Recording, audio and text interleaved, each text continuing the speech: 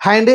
రేపైతే India, England third one day match జరగబోతుంది. Already మన సీరీస్ గెలిచేసాం. కానీ ఇక్కడిది చూస్తే కేఎల్ రాహుల్ ఫెయిల్ అవుతున్నాడని అయితే చాలామంది అంటున్నారు. చూసాం మనం ఆల్రెడీ 2 మ్యాచ్‌లు పెద్దగా స్కోర్ ఏం చేయలేదు. మరి అతన్ని డ్రాప్ చేసి పంత్‌నైతే తీసుకొచ్చే ప్రయత్నం చేస్తారు. ఎందుకంటే ఆల్రెడీ 2 మ్యాచ్‌లు అవకాశం ఇచ్చారు కాబట్టి కేఎల్ రాహుల్‌కి థర్డ్ మ్యాచ్‌లో అతనికి అవకాశం ఇస్తారేమో అనిపిస్తుంది. రిషబ్ పంత్‌కి. అలానే ఇంకా కొన్ని కొన్ని మార్పులైతే చేసే అవకాశం కనిపిస్తుంది. అలానే మన రవీంద్ర జడేజా మంచి ఫామ్‌లో కనబరుస్తున్నాడు. అక్షర్ పటేల్ బౌలింగ్ పరంగా రావట్లేదు. బ్యాటింగ్ బాగా చేస్తున్నాడు గానీ, మరి అక్షర్ పటేల్‌ని ఏమన్నా డ్రాప్ చేస్తారేమో అనిపిస్తుంది కొంచెం. ఎందుకంటే అతని ప్లేస్‌లో మళ్ళీ కుల్దీప్ యాదవ్‌ని వెనక్కి తీసుకొస్తారేమో చూస్తారేమో చూడాలి. వరుణ్ చక్రవర్తి పర్లేదనిపించాడు. టైట్ బౌలింగే వేస్తున్నాడు కాబట్టి కుల్దీప్ యాదవ్‌ని మళ్ళీ ఇంకొక మ్యాచ్‌నైతే తీసుకొస్తారేమో అనిపిస్తుంది. ఆహ్, చూడాలి మరి మ్యాచ్‌లైతే మార్పులైతే ఉంటాయి అంటున్నారు. ఇంకొక విచిత్రం ఏందంటే రీసెంట్‌గా తెలిసిందిగా మనకి శ్రేయస్ అయ్యర్ అసలు ఫస్ట్ మ్యాచ్‌కి అసలకి టీమ్ లిస్ట్‌లోనే లేడంట. జైస్వాలే ఉన్నాడంట. కానీ అన్‌ఫార్చునేట్‌లీ విరాట్ కోహ్లీకి అవ్వడం వల్ల అతను సినిమాకెళ్ళాడంట. ఏదో సినిమా థియేటర్‌కెళ్ళాడంట. థియేటర్‌కెళ్తే అప్పుడప్పుడు పిలిచి మరీ కోహ్లీకి కొంచెం చిన్న ఇంజ్యూరీ ఉందని ఇమ్మీడియేట్‌గా పిలిపించి ఆడించడం చూసాం. ఆ మ్యాచ్ బాగా ఆడేసరికి సెకండ్ మ్యాచ్‌లో కూడా ఆడించాల్సిన పరిస్థితి ఏర్పడింది. జైస్వాల్‌ని పక్కన పెట్టారు. సరే ఏదైనప్పటికీ టీమ్‌లో అయితే మార్పులైతే నాకు తెలిసి రిషబ్ పంత్ ఉండొచ్చు. లేకుంటే కేఎల్ రాహుల్‌కి ఇంకొక అవకాశం ఇస్తారేమో అనిపిస్తుంది. కేఎల్ రాహుల్‌కి ఇంకొక అవకాశం ఇస్తారేమో అనిపిస్తుంది. లేకుంటే మీరు ఎందుకంటే శ్రేయస్ అయ్యర్‌ని ఆ 2 మ్యాచ్‌లు మంచిగా ఆడావు కదా! నీవు మంచి ఫామ్‌లో ఉన్నావు. సరే నిన్ను డ్రాప్ చేస్తాము. తర్వాత చాంపియన్స్ ట్రోఫీలో చూసుకుందామని కేఎల్ రాహుల్‌కి ఇంకొక మ్యాచ్ ప్రాక్టీస్ ఏమైనా ఇస్తారేమో చూడాలి. ఎందుకంటే అతను ఫామ్‌లో రావడం కూడా ఇంపార్టెంట్ కాబట్టి కీపర్ బ్యాట్స్‌మెన్‌గా అతను శ్రేయస్ అయ్యర్‌ని ఏమన్నా డ్రాప్ చేసే ప్రయత్నం అయితే చేస్తారనిపిస్తుంది నాకు. ఎందుకంటే కేఎల్ రాహుల్, పంత్ ఇద్దరు ఆడాలంటే శ్రేయస్ అయ్యర్ డ్రాప్ చేసిన విషయం అయితే ఉంది.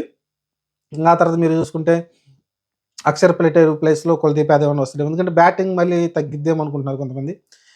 బ్యాటింగ్ తగ్గిద్దేమో చూడాలి మరి. లేకుంటే వరుణ్ చక్రవర్తిని డ్రాప్ చేసి తీసుకొస్తారేమో. కానీ ఇంకొక విషయం ఏంటంటే షమి అంతగా బౌలింగ్ అంత ముందంత పవర్‌ఫుల్ అయితే కనిపించట్లే. అంత ఇబ్బంది అయితే బ్యాట్స్‌మెన్‌ని ఇబ్బంది పెట్టట్లేదు. మరి హర్షిత్ రాణాకి ఇంకొక అవకాశం ఇచ్చి షమీని ఏమైనా డ్రాప్ చేసి హర్షదీప్ ఏమైనా వస్తాడేమో చూడాలి.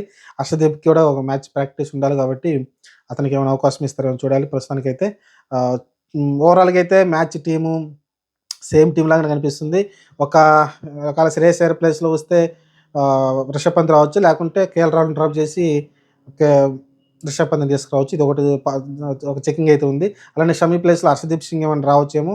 ఎందుకంటే వరుసగా 2 మ్యాచ్‌లు మంచిగానే బౌలింగ్ ఏసాడు. 10 ఓవర్లు కోటా చేస్తున్నాడు కాబట్టి షమీ మొత్తం ఏయలేదులే. కొన్ని 2 తగ్గుతున్నాయి. ఎందుకంటే ఆల్ ఔట్ అయిపోతున్నారు వాళ్ళు.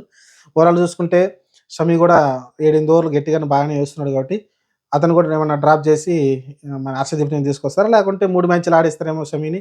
హర్షిత్ రాణా లేకుంటే హర్షదీప్ మటుకు ఈ మ్యాచ్ అయితే ఆడే అవకాశం అయితే కనిపిస్తుంది. రేపు జరిగే మ్యాచ్‌లో హర్షదీప్ అయితే ఆడే అవకాశం కనిపిస్తుంది.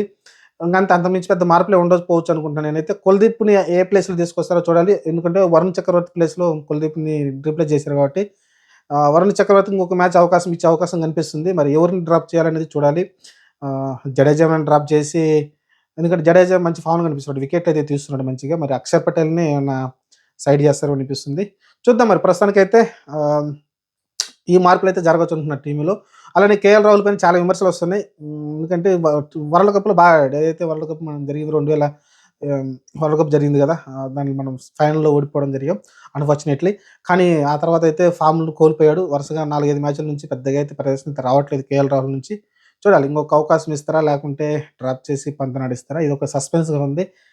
ఒకవేళ అది డ్రాప్ అయ్యాడంటే మటుకు నాకు తెలిసి అతన్ని ఆల్మోస్ట్ ఇంక సైడ్ చేసేస్తారు. రిషబ్ పంత్ మటుకు ఈ మ్యాచ్ బాగా క్లిక్ అయ్యి మంచిగా ఆడారనుకోండి. ఛాంపియన్‌షిప్ ట్రోఫీలో మటుకు కేఎల్ రాహుల్‌కైతే కొంచెం కష్టమైపోద్ది ప్లేస్ రావడం. చూద్దాం మరి ప్రస్తుతానికైతే ఈ చేంజెస్ అయితే ఉంటాయనిపిస్తుంది. మరి రేపు జరిగే మ్యాచ్‌లో సేమ్ వాళ్ళ టీమ్ అయితే కొన్ని ఇద్దరు, ముగ్గురు మార్పులు చేసుకున్నారు. మరి మొన్న సెట్ అయింది బాగానే 305 పరుగులు చేశారంటే బాగానే ఆడినట్టు వాళ్ళు కూడా. కాకపోతే బౌలింగ్ కొంచెం అంత అనిపించట్లేదు. ఎందుకంటే మనం రోహిత్ శర్మలే వన్ సైడ్ అటాక్ చేసేసి మ్యాచ్‌ని గెలిపించాడు. దాని కారణంగా అయితే వాళ్ళు ఓడిపోయారు గానీ, వాళ్ళ బౌలింగ్ కూడా పర్లేదు. ఆర్చర్‌ని పక్కన పెట్టారు వాళ్ళు. ఆర్చర్‌ని మళ్ళీ ఏమైనా తీసుకొస్తారేమో చూడాలి. చూద్దాం ప్రస్తుతానికైతే ఇదండి ఇప్పటికి. మరి రేపు మ్యాచ్ జరిగినాక ఆ రివ్యూ మాట్లాడుకుందాం.